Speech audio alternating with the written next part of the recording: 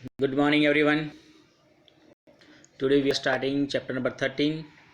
It is magnetic effect of electric current. So, guys, now we have studied about the heating effect of electric current. In the chapter number 12.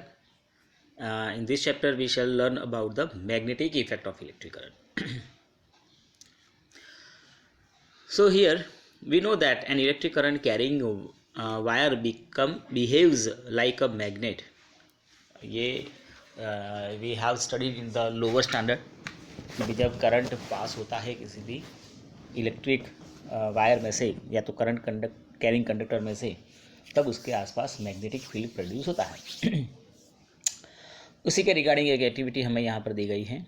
You देख सकते हैं circuit है, circuit के अंदर में लिया है एक बैटरी की एंड रेजिस्टेंस।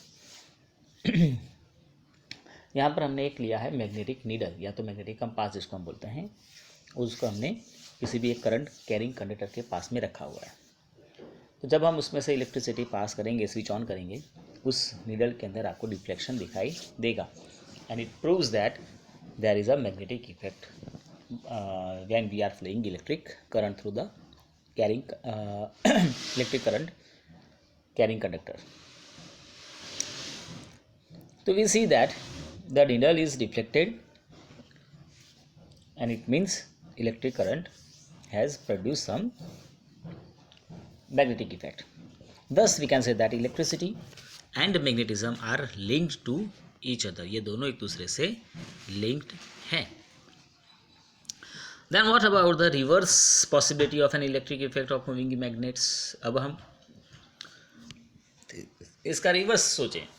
जैसे हमने इसको सोचा कि भाई इलेक्ट्रिक करंट पास करने से मैग्नेटिक इफेक्ट प्रोड्यूस होती है, तो क्या मैग्नेटिक इफेक्ट मूव करने से उसका क्या होगा? And we shall also study about the electromagnets and electric motors which involve the magnetic effect of electric current and electric generator also. ये सब हम इस चैप्टर के अंदर देखने वाले हैं। तो मैग्नेटिक इफेक्ट भी देखेंगे इलेक्ट्रिसिटी की, उसका रिवर्स भी देखेंगे कि अगर हम मैग्नेट को मूव करते हैं around the current carrying conductor या कॉइल तो क्या उसमें इलेक्ट्रिसिटी प्रोड्यूस होती है। माइकल फैराडे नाम के साइंटिस्ट ने इसको स्टडी किया था, वो भी हम यहाँ पर देखेंगे। और उसके बाद में motor, generator and domestic electricity.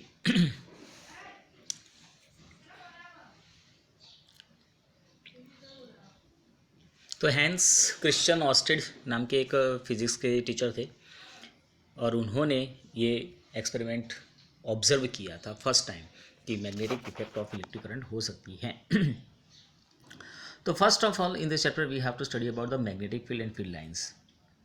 Magnetic field and field lines हम इस लेक्चर के अंदर बात करेंगे जो परमानेंट मैग्नेट हमारे पास था पहले से ही, और लेटर ऑन फिर हम मैग्नेटिक इफेक्ट के बारे में देखेंगे। तो we are familiar with the fact that a compass needle gets reflected when brought near a bar magnet. Bar magnet है, मैग्नेटिक नीडल है, अगर आप दोनों एक दूसरे के पास लाएं तो क्या होगा, बार मैग्नेट थोड़ा हैवी रहता है तो नीडल जो होती है वो लाइट इन वेट होने की वजह से इसके अंदर आपको डिफ्लेक्शन देखने को मिलेगा, वो मूव करेगी। So compass needle in fact a small bar magnet and the end of the compass needle point approximately towards north and south direction. तो जैसे आप जानते हैं कि मैग्नेटिक नीडल जो है उसका यूज़ हम डायरेक्शन फाइंड करने के लिए ही करते थे, because it is sets up into the north and south direction. Normally देखें तो वो north south approximately, perfect north perfect south नहीं होगा, बट अप्रॉक्सली वो नॉर्थ एंड साउथ डायरेक्शन को फेस करता है। The end pointing towards north is called north seeking pole या तो north pole, and the other end that points towards the south is called south seeking or south pole. And through various activities we have observed that poles repulse while unlike poles of magnet attract each other.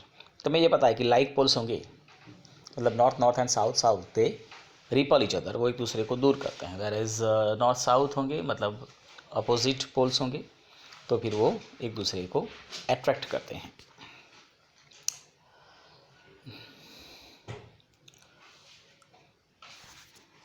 Then magnetic field lines के related एक activity है हमारे पास।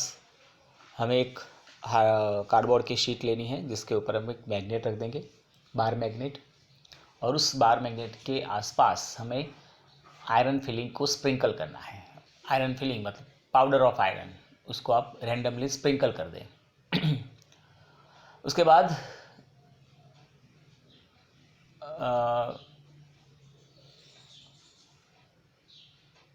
Cardboard की sheet पे बीच में magnet रखना है, which is bar magnet, ठीक है। देन जेंटली हम उसके ऊपर टैप करेंगे तो देखेंगे कि धीरे धीरे धीरे जो पाउडर जो था वो एक पर्टिकुलर एक पैटर्न के अंदर अरेंज हो जाता है। We find that the some pattern on that cardboard.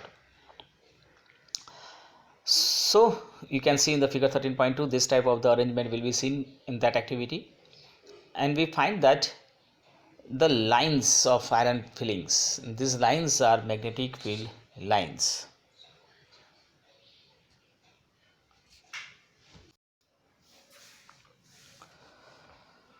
So the iron fillings arrange themselves in a pattern as shown in the figure.